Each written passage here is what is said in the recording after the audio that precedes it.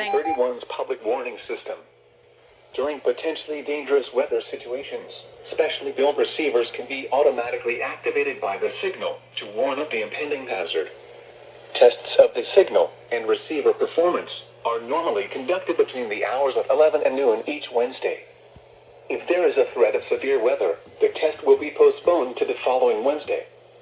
To provide the most consistent and dependable warning service possible, the warning alarm will be activated for hazardous watches and warnings for the following counties in southeast North Carolina: Brunswick, Columbus, Pender, and New Hanover.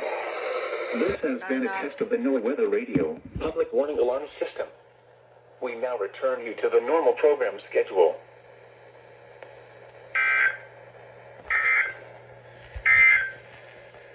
Here are the 10 a.m. observations.